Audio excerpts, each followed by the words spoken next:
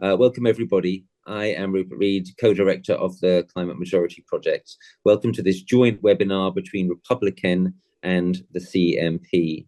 What's going to happen this evening is I'm going to introduce the event for a few minutes, talking about why the CMP was so keen to have this event, basically.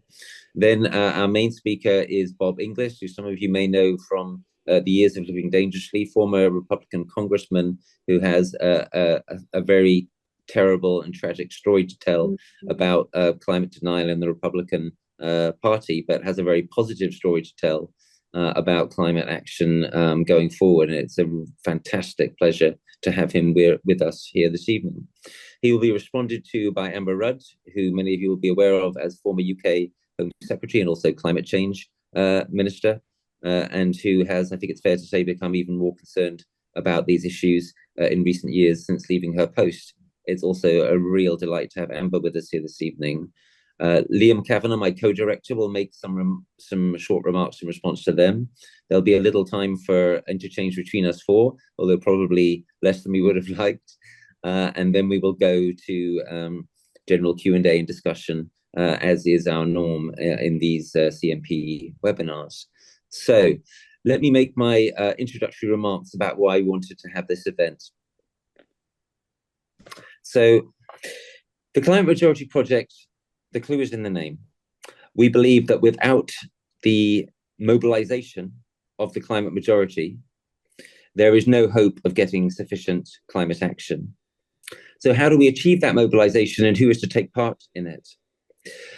The answer to that question obviously has to include that it's going to be people way beyond what we might call the bubble of usual climate suspects. So for us, it has been a no-brainer since the start that we wanted to reach out to and include unusual suspects, people who might not fit the obvious profile of your climate activist or climate concerned person. Of course, in the personages of the people we have tonight, we have people who are from a background that some may not associate with climate action, but who have demonstrated very, very clearly their credentials in this space in the past.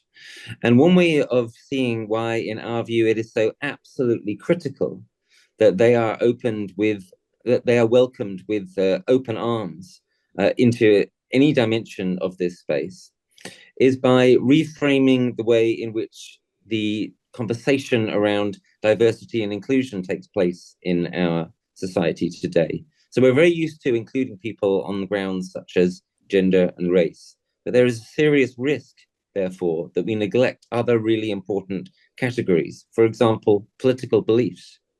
If we include men and women equally, but systematically exclude, say, conservatives from a space, our view in the Climate Majority Project is that that space is not genuinely inclusive.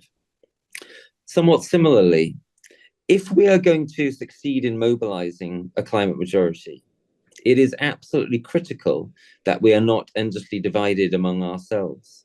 So in the CMP, we see a profound need to depolarize the climate space and indeed depolarize political debate in general and make it possible for it to be more civil, for people to have disagreements, including major disagreements about things that are not to do with climate, and disagreements, including major disagreements about things that are to do with climate, but nevertheless have enough in common on the question of climate to be able to genuinely work together and forge the broad consensus that is going to be required if there is to be broad, serious action that appeals to, well, a mainstream audience.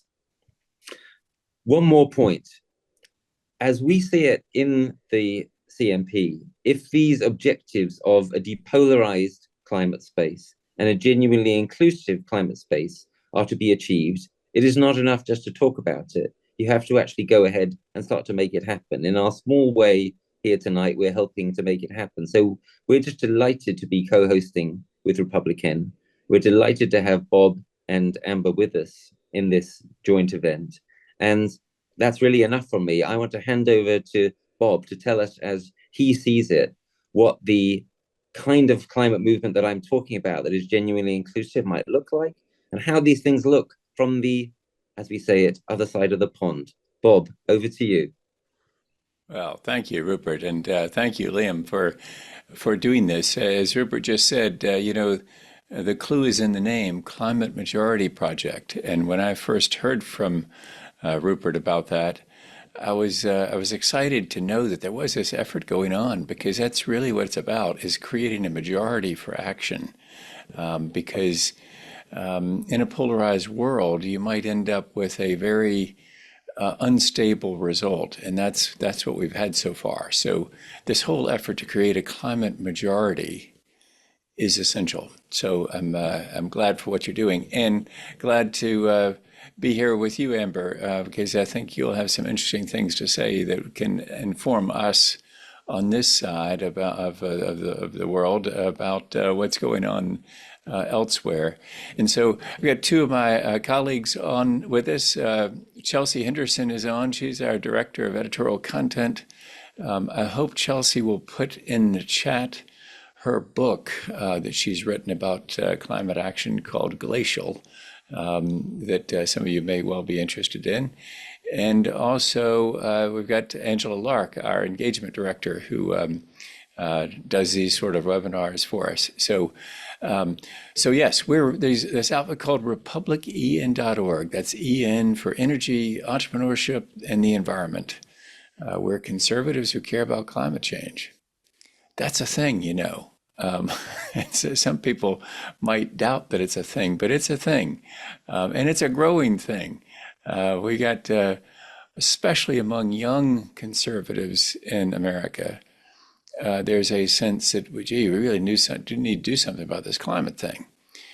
Their parents are harder for us. Their grandparents are just hard, hard to convince. But we're happy every time we get an opportunity with young folks because they're the best ambassadors to their parents and grandparents. So I probably should explain, though, how I got to this because, it is a little bit crazy, maybe, or a little bit unexpected. What, a conservative? Are you really a conservative, Inglis, or are you a rhino, Republican in name only? Well, I think I'm pretty conservative. And I, for my first 6 years in Congress, said that climate change was nonsense. All I knew is Al Gore was for it. He's a Democrat, I'm a Republican, I'm against it. Okay, pretty ignorant. That's the way it was, though, my first 6 years. Then I was out of Congress 6 years doing commercial real estate law again in Greenville, South Carolina. Outed myself there. Recovering lawyer, you understand, and a recovering politician, as you'll hear momentarily. Anyway, yeah, 6 years doing commercial real estate law again. Had the opportunity to run for the same seat again in 2004. Our son, the eldest of our 5 kids, came to me that year and he said, since he was voting for the first time, he said, "Dad, I'll vote for you, but you're going to clean up your act on the environment." His 4 sisters agreed, his mother agreed. New constituency. I'm sure Amber can substantiate. You want to respond to those people. They're very important people. They can change the locks on the doors to your house. You need to respond to that constituency. So that was step 1 of a 3-step metamorphosis for me. Step 2 is going to Antarctica with a science committee, seeing the evidence in the ice core drillings. We can go into that in the Q&A time if you're interested. And then because it is a pretty fascinating thing and simpler than you might think. And then third step for me was another science committee trip and something of a spiritual awakening, which seems unlikely, right, on a godless science committee trip, because we all know that all scientists are godless. Apparently not, because this Aussie climate scientist who I was snorkeling with at the Great Barrier Reef, showing me the glories of the Great Barrier Reef and the challenge of of coral bleaching, I could tell was worshiping God in what he was showing me. We'd go down, he has amazing lung capacity and he'd hang out down there. We'd get to the surface, I'd be heaving for air and he'd be all excited to tell me what he'd just shown me down below. And so I knew that we shared a worldview before any words were spoken, because I could see that he was worshiping God, not the corals.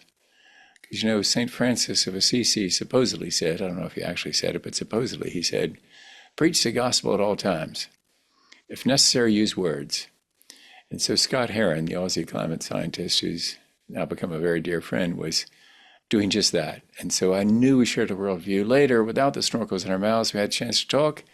He told me about conservation changes he was making in his life to love God and love people. People come after us. So he rides his bike to work, does without air conditioning in Townsville, Australia, as much as possible. That's a pretty hot place. Hangs the family's clothes out of the line, all to consciously love people coming after us. I got right inspired. I wanted to be like Scott, loving God and loving people. So I came home and introduced the Raise Wages, Cut Carbon Act of 2009 into the U.S. Congress. Note to self, do not introduce carbon tax in midst of Great Recession when you represent perhaps the reddest district, in other words, most conservative district or the most conservative state in the country. Will not go well for you. And it did not go well at all. After 12 years in Congress, I got 29% of the vote in the Republican runoff that year. The other guy got the other 71% of the vote. Rather spectacular faceplant in politics, and that's when a foundation came to me and said, Inglis, you're a rather unusual zoo animal, actual conservative, 93 American Conservative Union rating, 100% Christian Coalition, 100% National Right to Life, A with the NRA, National Rifle Association, 0 with the Americans for Democratic Action, that's a liberal group, and 23 by some mistake with the AFL-CIO, the American Labor Union. I was hoping for 0, so I don't know how I got a 23. And so they said, an actual conservative who says climate change is real, will you speak and write for the proposition? So that's what I've been doing ever since. It's now this thing called republician.org. We say we're different. We even spell it a little bit differently. But hopefully this is going to become the view of my party. And the thing that I would encourage you is things have changed a lot since those dark days of that Great Recession. It's really pretty terrible back then. People were worried about their house being financially underwater, their jobs, banks failing. It was serious, serious troubled times. Now it's a lot better. And the impacts are more and more clear. There was a time when maybe you could sort of dispute the existence of climate change. As my friend Catherine Hayhoe likes to say, most people have stopped arguing with thermometers now because it's an argument you can't win.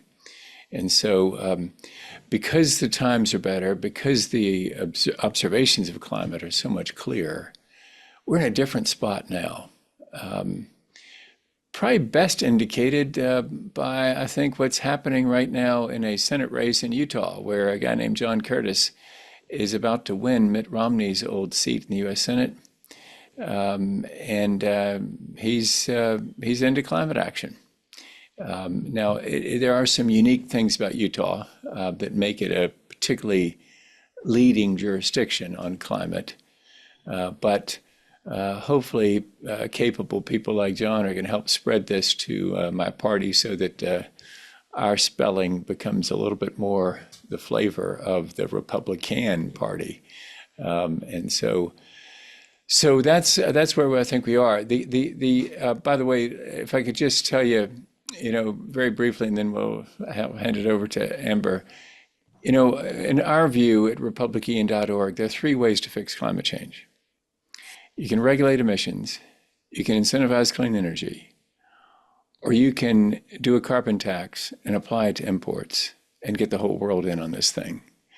So the first one, you can regulate emissions. Immediate problem with that, and of course, as you can imagine, as a Republican, I sort of break out in hives when you mention the word regulations. It's sort of like uncomfortable for us. But even if I weren't that way, what we tell American audiences, isn't there an obvious problem with it, which is we can't regulate Chinese emissions from here in America. They're not subject to the US EPA, Environmental Protection Agency. So that means that, you could clean up local air. Surely I think it would work to clean up air here in America. And that'd be great. We'd have fewer asthma cases, fewer hospitalizations, longer life expectancy, be pretty great here. But you're not solving climate change until you get the world in on it. Because the devilish problem about climate change is emissions anywhere or climate change everywhere. So you literally have to get the world in on the thing. Second approach is to incentivize clean energy. And if I were still in Congress, I'd be voting for some of those things. You know, it's basically subsidies for wind and solar. That's what the Inflation Reduction Act, could be forgiven for not understanding why an act called the Inflation Reduction Act related to energy subsidies. That's a doggone good question. And I bet right now Kamala Harris wishes they'd called it the Energy Act rather than the Inflation Reduction Act. But in any event, the Inflation Reduction Act here had a number of credits in it, right, for wind and solar. And what conservative hasn't ever met a tax credit they didn't like? A tax credit is a way of reducing taxes. And so I'd be voting for some of those things, and probably a lot of Republicans would too. But here's the little problem with that. It's sort of like the same problem as a regulatory approach. Is those tax incentives only work if you pay American taxes. If you don't pay American taxes, the credits are worthless to you, Chinese corporation. And so you haven't affected their economics. And so what you may end up with is better air here in America through those tax credits, but not solving climate change. And so obviously I favor the third approach, now having politely dissed the regulatory approach and the clean incentives approach, is to just put a price on carbon dioxide. Do a carbon tax. Yes, that's a conservative talking about a new tax, but it's paired with a reduction in existing taxes.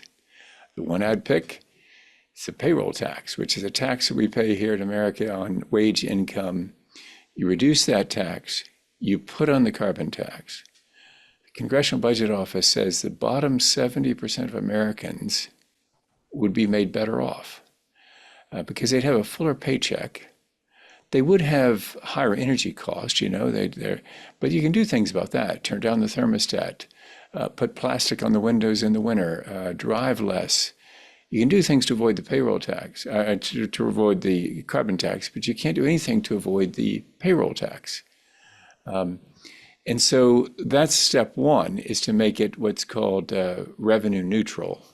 So you cut taxes somewhere else, equal amount. So now you're not growing government. And then the second key thing that makes it so much better than the regulatory and the clean energy approach is to do a carbon border adjustment mechanism to apply the tax to imports. And that would make it in the interest of our trading partners to do the same thing. Because why pay a carbon tax on entry of your goods to America, a very desirable market for people to enter with their products, when you're going to have to pay the tax going in there that you could have paid to your home country. So at that point, people figure out in other countries that, gee, why don't we do the same thing? We'd rather have the tax money here than fork it over to the Americans. And so then you get the whole world in on it. And 8 billion people start seeing the true cost of burning fossil fuels because it's built into the price of everything. And the example I'd conclude with and hand it off to Amber is, you know, you go to the grocery store after we've done this carbon tax, and you got that fuller paycheck in your pocket here in America because we untax your payroll income a little bit. And last week you were choosing plates for an event that you were going to. Now you got another event to go to, but the carbon tax just been put on. And now you go to that shelf in the store where they're selling plates, and you see the paper plates and you see the plastic plates. Whoa, the plastic plate has gone up in price.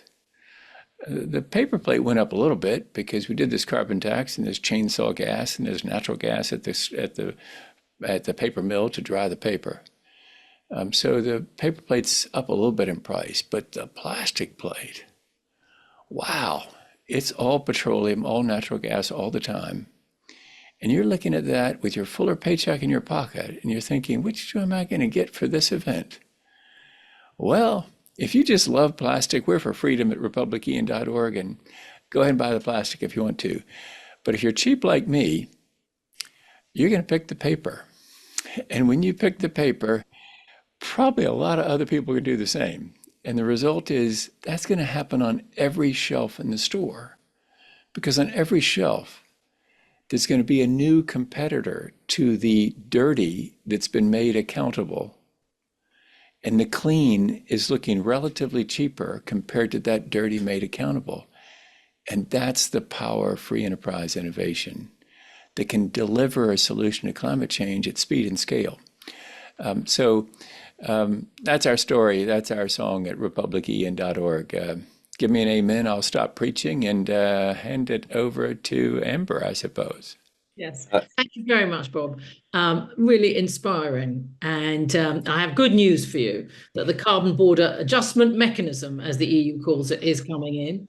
And it is exactly what you've described, really, and with the hope that why would China pay that tax? Instead, they will adjust in order not to pay it. There are, of course, wider problems with other countries, but as a principle, I think it's been accepted over here, and the UK will probably follow the EU. I was very taken by your story about what you called your facepalm, and it reminds me, and it's just important for everybody who haven't been in politics to understand this, is that you can't ask politicians to do things that won't get them re-elected. And you had that experience. And when people say to me, well, not anymore, rather like you, Bob, now I'm out of government, I find it much easier to find solutions. But when you're in government, when people say, well, why don't you just do this? Why don't you just do that? You can't run much faster than the voters. Because two things happen now. One, you get voted out, and secondly, they don't believe you. And so you actually help, I think, the climate deniers, of which there are now very few. I mean, even the people who oppose climate action find different ways of approaching it. I think from a political point of view, the other sort of attack I used to get was, why can't you politicians work together? This is a global issue. And there was a time in the UK when we did work together. I mean, in the UK, we had the Climate Change Act of 2008. And in fact, it was the Conservatives that pushed Labour to go even further. And it's been pretty effective in terms of holding governments to account with carbon budgets. It's not one of those things where you say net zero by 2050. This is like regular budget. Secretary of State has to go into Parliament, and both three MPs out of 650 in 2008 voted against it. So it was sort of total political consensus, and that lasted for a while. And when I was Secretary of State, we did something quite bold, which took some persuading of the Prime Minister at the time, which was to put an end on coal-fired power stations. And just 2 weeks ago, we had the first final closing of the last one. And of course, that's been fantastic for reducing our emissions. Some people would say it's the easy bit, but it's been a significant bit. I think that when politicians talk about climate action and the alternatives and the solutions that we have and the solutions that we don't have, I think it's one of those things where it's complicated, and we have to take the voters, the population, our stakeholders with us by impressing upon them that there are complications. It's not just do this, find a solution there. It is those issues that we know about of cost, of the emissions, and of security, particularly in a world where there are wars on Europe's border, where Russia's no longer producing gas that we want. All these issues mean that energy has become even more complicated than it was. But I do think there is good news out of that, which is, the truth is, if we just do get less dependent on fossil fuels and manage to ramp up our renewables, we will be less dependent on other countries which we do not want to be dependent on, and we will reduce carbon emissions. However, I do worry, and I feel we're experiencing this in the UK, that it's all made to sound too simple, that there's no honesty about plastic plates, about the content, about why we need oil and gas for PPE in our hospitals. It's too absolutist. And this is why I appreciate the climate majority and Rupert and Liam's efforts to broaden it, because I feel there ought to be space for people who have different views, who want to talk about the solutions, but who don't feel that it's all one or all the other, who want to face up to the complications, who want to look at the costs, who's going to take the costs of the investment we're going to need for the renewables or for the nuclear, and not just pretend if we do all one thing, we'll find a solution. So I would call for, apart from, an excellent solution like a carbon border adjustment mechanism, more honesty and truthfulness about the costs, and therefore a discussion about who's going to pay it, not sort of just pretend it's not there, and some honesty about the fact that currently we still need fossil fuel and how we're going to reduce that without becoming dependent on other people, not by just shutting off the taps. And I hope that the climate majority can help to be a forum for some of those trickier elements of the discussion that is somewhere between the climate deniers and people throwing tomato soup on the Van Gogh. Thank you. Liam, I think that's your cue. Great. So I think a great way of starting off a response to that is just to outline number one reason I'd say that we want to be able to include conservatives is because the majority of people out there, I think, are a depolarization majority. If we actually want to make a difference in climate change, and if we want to get past the types of dynamics that have dominated US politics, the majority of folks out there really want to see a more depolarized dialogue. They want to see a return to civility.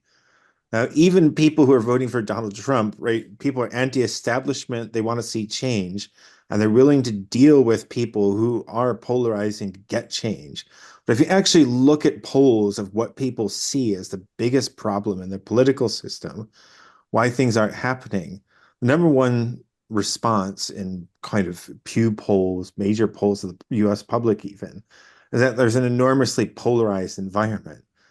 So if you can actually include diverse political voices in one conversation and then address the kinds of questions like who's actually going to pay for this? There's so many different plans out there. There's a lot of different contentious when we actually get down to brass tacks. We're going to need to have a very good depolarizing conversation. If we can't even include conservative voices who are pro-carbon tax at the start, and then we're going to get down to brass tacks about who's going to pay for things, and sort of good luck, right? I think that's the minimum challenge. Let's be able to include people like Martin Wolf, right? People like 28 Nobel laureate economists, not particularly a highly liberal profession, 4,000 economists who signed a letter back in 2019 that I think Bob was involved in. So there's enormous support among the business community in a lot of ways. People are not as vocal as they probably should be. But if you look at polls of business leaders, there's an enormous realization that much more regulation is needed among business leaders. So we need to be able to include those voices. And if we can include everybody and speak to the interests that most people have, then I think we can have a much different and much more pragmatic conversation that will include a lot more people. I think I'll just follow up on some other points that people might not be talking about as much. As first of all, climate change is a national security issue. We're still talking about green growth. In a lot of ways, cost of living 2 years ago was really what people are talking about. That's probably not going away. Conserving what you have, the conservative frame of let's talk about conserving what we have, let's talk about stability, is only going to get in many ways more powerful in a chaotic world. We should really learn how to speak that way because it matters to most people. Again, if you actually look at like Frank Luntz's analysis of why is Donald Trump doing so well, a lot of what he's doing effectively is speaking people's language about economic security, about protecting what they have. And that is language that could be spoken effectively by people concerned about climate change. We're not doing it right now. I think our friends here could help with that. So what we're also talking about here is a genuine need to learn from the skills and ideas of people on the other side of the political spectrum, not just to convince them, but to say, well, what can we learn from the way they think, the way they do things? So It's also important to remember that conservatism is not a Western phenomenon. India's government, 1.2 billion people in India. I think the Modi government probably qualifies as conservative. And very much, if we want to speak to governments worldwide, we should learn how to think and imagine things from a conservative frame. Also, self-interest in general. I think that's something that we probably should also pick up on as adaptation.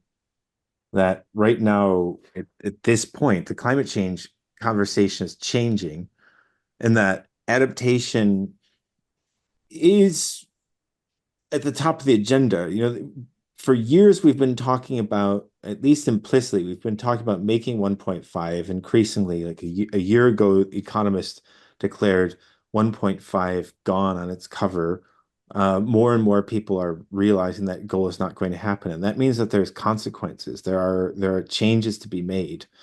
So people can locally start to prepare for inevitable consequences. And as soon as you start thinking about inevitable local consequences, then one realizes that we can't do it all alone locally. So there's a way of including both mitigation and self-interest, right? And I'd say this is kind of, some progressives in the audience might get a little bit I don't know, surety with me for saying this, but there's kind of two kinds of people in the world: those who care more about themselves and their friends and family than others and admit it, and those who care more about themselves, their friends, and their families and don't admit it.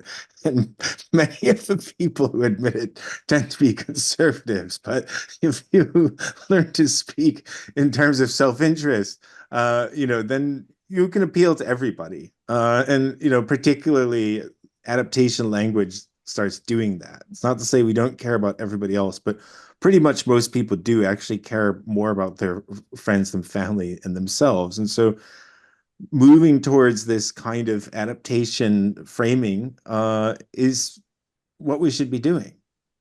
And I think that would bring a lot more people into the climate fold and help to include conservative audiences as well. And also really, the more that we talk about that, we can kind of break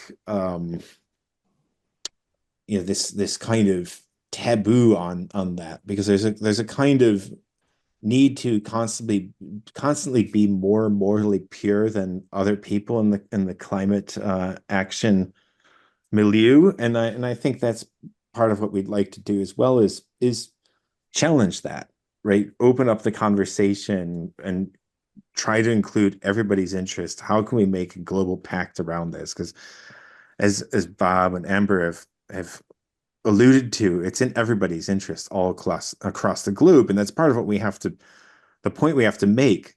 Everybody has an interest in this. Everybody's values, however we think about them, include making a pact around this.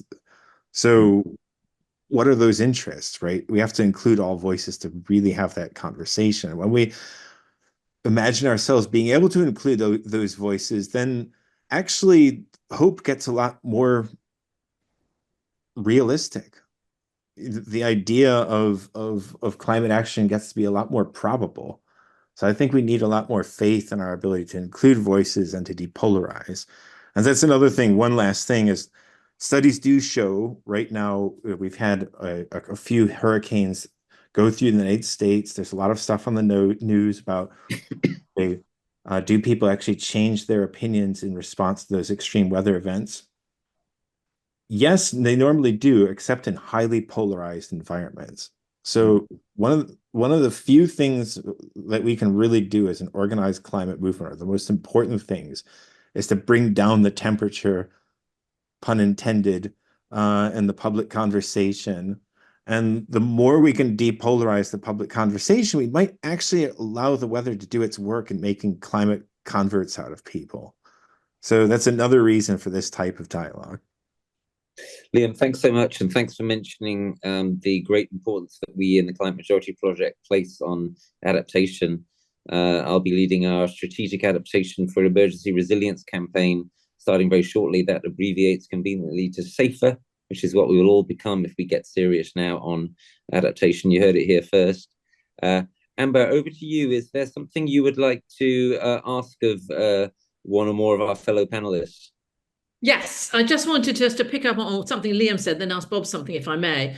Yeah. Which is that, Liam, when I'm looking for hope, I tell people that when we at Paris in 2015, the expectation was that the climate was going to increase by possibly 4 degrees. And even though 1.5 is too ambitious, it feels, and 2 may yet be as well.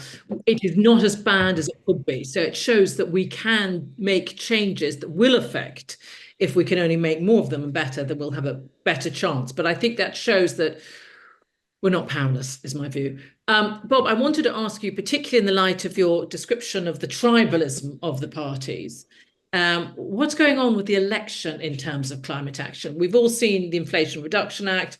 We've also seen the scale of the annual fires and the hurricanes, the scale of disruptions. Do you feel, what is going on by the voters? Are they more convinced? And is it impacting at all how they vote? Presumably there is an impact, but it's not being mentioned by either of the candidates so much. Neither of them are talking about climate, except when Donald Trump says it's a hoax or something. But and Kamala Harris may at times answer the question saying, "Oh yes, we need to do something about climate," but it's certainly not a rallying cry of this election. The election is, to what Lim was just saying, it's all about inflation and immigration, I think, and it's always frustrating to us in the climate space, isn't it, when the political salience of our issue is always down the list. It seems that it's always that economy thing, but I think Lim had the right analysis there about that's what we all care about. And it has to be made real to us. And so climate is being made real to us. I agree that in a polarized world, though, it's sort of hard to accept that because you're afraid that you're going to be cut off from your tribe. And human beings need the protection of their tribe. None of us can survive alone in this very dangerous world. We really need the protection of the tribe. And so people don't want to be cut off from the tribe.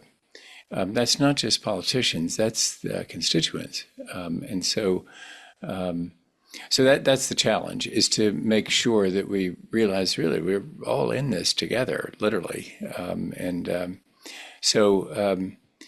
It's a little bit odd that this election, it's a crucial issue facing the whole world, and it's not being much discussed in the American presidential race. Mm-hmm. Liam, any quick response to what Amber said? Well, I agree. I think I just to respond to both. I think one thing we're actually missing here on terms of hope is also that younger conservatives are very climate concerned. I don't think we actually focused on that. But if you look at young Republican voters, they do actually have climate change high up on their priorities, right? Say people who are Trump leaning or traditionally Republican leaning and below 35. So that's another thing that we can be pointing out, is that for up and coming conservative politicians, or the future of conservative parties across the world, it is an issue with the future. So yeah, I think, Lim, I think you're right, because I think they plan on living on the planet for a while. And so they join young progressives in wanting an answer to climate change. I found that recently, several months ago, I was at the Treasure Coast Young Republican Club. It's about 50 miles north of Mar-a-Lago, President Trump's residence. And so I went there with some trepidation, realizing it's probably going to be a MAGA rally. They were all from Trump, of course, but they were also for climate action. And they were very open to the message that I was bringing to them about simply pricing in the negative effects of burning fossil fuels. So it went pretty well. That's because they're young and they're, like I say, planning on living on the planet for a while. Mm-hmm. Amber, anything you want to pick up from the other panelists in terms of responding? No, I think that's it. I see that I was just looking at the chat, Rupert, and I see Laurie Moulton Ulrich has put in something about the Climate Change Act not really being fit for purpose anymore, and a new piece of legislation may be coming through, which is stressing the protection of nature. And I do think that's interesting, which is that since I was involved in government, and particularly in this department 10 years ago, in the climate change department, the emphasis wasn't so much on nature and biodiversity, and the loss of nature and biodiversity, which has been a much more tangible thing, I feel, for the public to engage with, has successfully corralled people around the need for change. And I think that's a good thing. Yeah. Very good. Let's start to segue into the Q&A part of our evening. People have started putting questions in the chat. Please continue to do so. And we will take questions from the chat, although we're also willing to take questions verbally if people want to deliver them that way.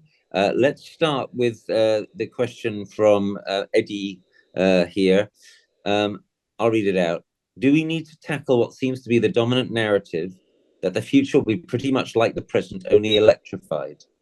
I.e., do we need to start saying that real changes, sacrifices, will be necessary? Who would like to handle that one?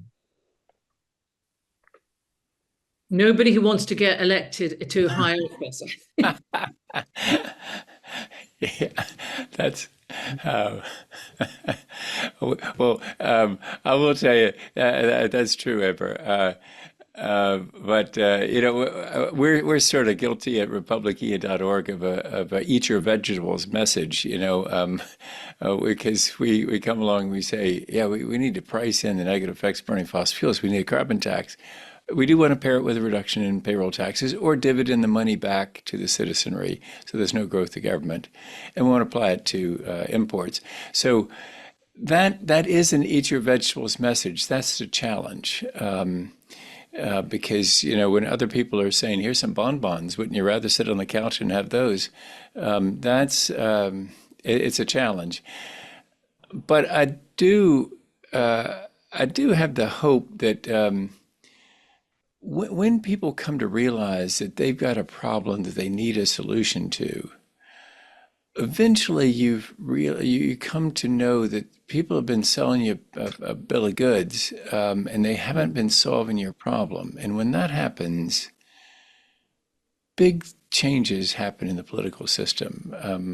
Then you can get a realignment year, for example. I'm not a political science, but I majored in political science in college, you know, and so there's certain realignment years. And I think climate could cause a realignment if my party isn't careful, because you could lose a lot of people once they come to the realization that, gee, this thing is obviously real, and we want a solution. So give us a solution, one that works. But I do concede that takes leadership, and the challenge in politics is most politicians follow, they don't lead. Yes. It's a rare politician who actually leads. Yeah, I mean, part of our idea in the Climate Majority Project is precisely to try to create the momentum such that politicians don't have to lead so far, as it were. In other words, there'll be a lot more people kind of making it easier for them. But can I add to what you've said, Bob, by going back to Amber and asking, what about if people get serious about the adaptation agenda and by talking about protection, including protection against otherwise coming and inevitable losses? And also, what about the Churchillian precedent in a situation of obviously dire national peril? It's very striking, isn't it, that Churchill didn't say, follow me and everything is going to be fine. He said, I can only promise you blood, toil, tears, and sweat. Is there something there that can be built on? Yes, I mean, I've heard people sort of answer this question by saying there will be a catastrophic event and everything will change. But I find that too depressing a thought. I do think that I mean, electrifying is a large part of the future. I had thought sort of 15, 20 years ago that it would inevitably lead us to using less electricity because of smart grids, cost effectiveness. All those changes should be leading to less usage. But of course, that's not the case. ChatGPT uses 9 times as much as going on Google. Data centers are just consuming more energy and water than anybody anticipated at this stage. And I don't know what the answer is to try to rein in the use of electricity. Yes. Let's turn to another question, which I'd like to put directly to both Amber and Bob. So Karen Jack asks, what kind of language should we avoid using if we want to ensure we appeal to conservative-leaning people? What kind of language should we avoid using to appeal to conservatives? Well, I think that what sort of put a lot of my colleagues off, and I talk about the Climate Change Act in 2008 because it was an extraordinary moment in time where the Conservatives were as ambitious as Labour. And of course, David Cameron, he went off to the Arctic and, felt very strongly about, in fact, he was think green, vote blue, Bob being Conservative. So, and Gordon Brown was the Prime Minister at the time. So I said, think green, vote blue, ditch brown, choose amber. And it worked for me in 2010. But at that point, the Conservatives were very sort of leading edge on trying to address climate action, but it swung away. What can I say? I think it's not a coincidence that we've got a sort of populist party now in the UK with Nigel Farage basically rubbishing the need for climate action, great friends with Trump. They're on the sort of same playbook from that point of view. And I do worry that the Conservative Party swung too far. And so to keep both parties together, I think that there has to be less of an easy hit with saying you don't want to do this climate action, it's too expensive. I think it's the cost. But I also think, as Liam was talking about the security, and I would take that, it's security for a country as well as security of actual supply. So I think I would be making much more of those tangible examples of what it means to people in the country. It's not going to increase the cost of your bills. It will increase the cost of someone else's bills, but it's not going to have a general cost. And it makes us more secure in a dangerous world. So I think that's the sort of language. I think it's too easy for politicians to say, I'm on your side, I want lower bills, because as we've been sort of coming around the cost of living crisis, people will always choose to put shoes on their children rather than the long-term addressing climate change. Bob, do you have a view on this? And then we'll go to Liam. Yeah. Well, there's a couple of words to avoid, I think, in when presenting to conservatives. One is probably talk about the risk. Don't talk about the crisis. In other words, just don't be the person with your hair on fire. That doesn't work. If you're in a burning theater, you want some calm person to say, "This way to the exits," rather than somebody screaming, "We're all going to die," because it just doesn't help us if you're just screaming that. And so remain calm, I guess, is the thing, sort of, that's that slogan that I guess back to that Churchillian time, right? But anyway, so just remain calm. And also, this may sound a little bit strange, but realize that the conservative you're talking to may have an undeserved inferiority complex. They may think they're no good at energy and climate because they're not used to talking about it. And so they shrink in science denial because they feel uncomfortable. It's so like, somebody asked me constantly about running in a marathon. Are you kidding me? I've stood at the finish line of those things. People look like they're dying coming across those finish lines. I don't want to do that. But, so I changed the subject, right? And so that's what conservatives do when the topic of climate comes up. And so just realize you may be talking to somebody that needs to be sort of, bucked up a little bit about how, oh no, you're really good. You're like the people that understand economics. You're like the people who understand that what we have here is an unrecognized negative externality. Actually, don't say that. My ad guy says, Bob, don't ever use those words because nobody understands what you're talking about. Side effects, that works. Just talk to them about, we got some side effects that we're not paying for. If we just bring accountability for those, it'll work out. And then that plays to their strength. It makes them feel like, hey, I got something to offer here. I'm not about to be canceled. The world isn't moving on without me. I'm part of this future. And so that's what I'd say. Recognize you may have an undeserved inferiority complex on your hands. Very good. Liam. Yeah, I was just going to say, I think the other thing is to band together and build credibility because politicians don't move opinion. If you look at like who are the most trusted people, it's not particularly politicians, right? It's thought leaders. So, but people banding together and saying reasonable things for a long time and allowing events to prove us right is the way to eventually get ahead of this, right? So I'd say to kind of echo Bob as well, that remain calm, point out solutions, talk about the ability to unify the climate majority, keep on, talking and walking the depolarizing walk. And as Amber said, don't minimize the difficulty of things, right? This is part of the problem is that, this kind of overly hopeful economic messaging maybe seem motivating in the short term, but in the long term, it doesn't really give us credibility. So it's probably not the job of people in elected office to build that credibility. It's the job of organizations like this one and Republic EN to say the right thing for a long time until events eventually prove us right, like Churchill was. Yes, yes. We have Bill Hurley, who's been waiting patiently to ask a question verbally. Bill, will you please unmute yourself and go ahead and ask whoever you wish your question? All right. Appreciate everything that's been said, and I think that this is a real important topic in Texas, especially where I live. Bob appeals to human nature better than anybody I've ever heard on our side. And human nature is what's missing in our standard message.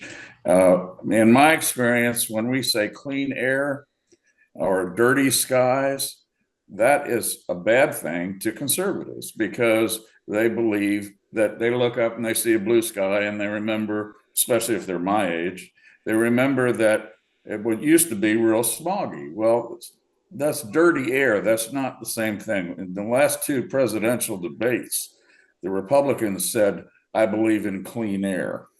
And that just gripes me because greenhouse gases is transparent. Methane is transparent. It's global, not local. There's a whole lot of hosted differences. So when we appeal to clean air, that's not going to work. The other thing I have, and this might be very contentious, is that we also say it's human caused. Well, I agree with that it is human caused, but isn't that putting the blame? Isn't that pointing the finger of blame at somebody and saying, it's your fault? And so they turn off very often, in my experience, when they hear that I'm on the climate activity doing something. And they say, Bill. Oh, you're another one that's just blaming industry, like pitchforkers in France. Interesting. Thanks, Bill. I think that's the question for you, Bob. Yeah, well, good to hear from you, Bill. You'll see soon a piece that I'm describing exactly a response to that in full about how to introduce a language of redemption, basically, because what you're on there right at the end is this idea that there's guilt. And guilt without the hope of redemption brings paralysis. But if you have the hope of redemption, then you can act. But if you're just going to tell me that I'm guilty, well, then I'm going to fight that accusation, and it is to that human nature point that you're making that's not a winning approach. We got to realize we're all complicit in this. We've all enjoyed driving on BP's gas or Exxon's gas. It gets us places, and it's. So we've got to somehow introduce the hope of redemption and use that kind of language, because I think you're exactly right, Bill. It's a lot about it's just human nature, and it's about the heart, not the head. The head would clear up very quickly if we get through the heart blockage. The heart is where the problem is. And it's that sense that, wait a minute, my people don't talk about this, that's the other people. And if I talk about it, I'm going to be cut off from my tribe. So I'll just hunker down with my people and we don't talk about climate. That's a heart decision. If you could just get through that and get into the head, I'm convinced that this revenue neutral border adjustable carbon tax is something that both the liberal and the conservative head would say, oh yeah, that's pretty obvious. And what's interesting about that, of course, is that if you're right, Bob, then you, by definition, pretty much have something which genuinely does appeal to the majority. You've actually got then a climate majority, and that's getting pretty exciting if we're in that territory. Yeah. Can Amber? Yes. I would say that I think that carbon emission crisis has to be caused by humans. But the fact that we say it is I don't think puts people off, because in my experience, it makes them think, well, then we can fix it. If they feel it's something that's done to them by things other than human activity, it's like, well, the dinosaurs, et cetera, et cetera. But if it's like, because we caused it, because of all the stuff that we have done, we just need to change the way we do it. We can fix this thing. I think it's a much more. But Amber, I'm sorry, but we can. We can't fix a tornado. We didn't cause a tornado, but we could go into the underground. And also the inverse is true. If we did cause something, we sometimes can't fix it. You can't fix a bullet when you should fire a gun. That is true. Thanks for your question, Bill. And we're moving on to the next question. And we're coming towards the end. This is a question specifically for Amber. What is your view on the two candidates running for the Conservative Party leadership with regard to climate action? Here you are, Amber, being put on the spot. You might have guessed this one would come.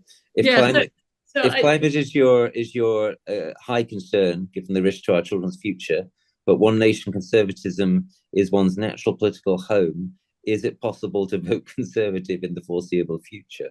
Well, every time Bob talked about young Republicans, I winced slightly, because there aren't many young Conservatives.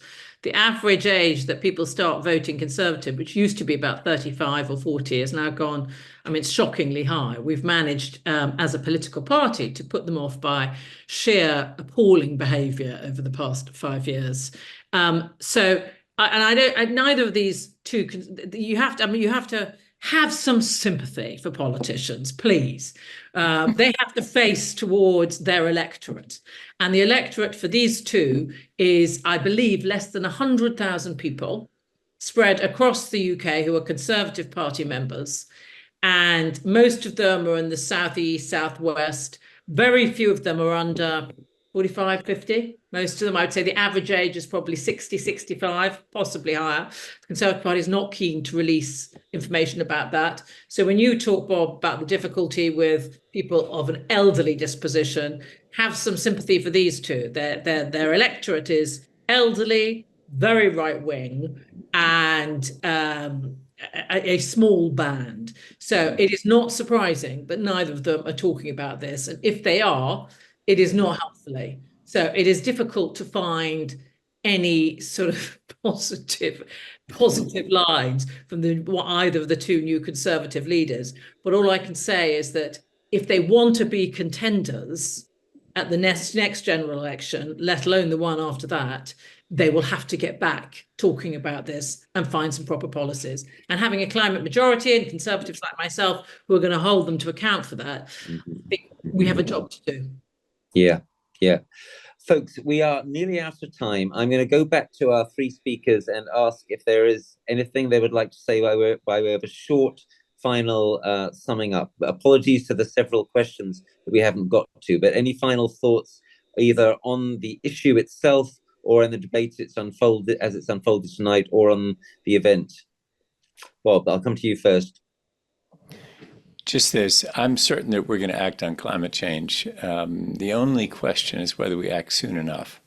And so we will, Churchill has been mentioned here several times, and there's a quote that's attributed to him. I'm not sure it's accurate, but every American politician uses it, is you can always count on the Americans to do the right thing after they've exhausted every other option. I'm not sure that Churchill actually said it, but we love to quote him to that effect. And I'm certain we're going to act on climate. It's just whether we act soon enough. Liam, your final thoughts? Yeah, I mean, just thanks to the speakers, and I think this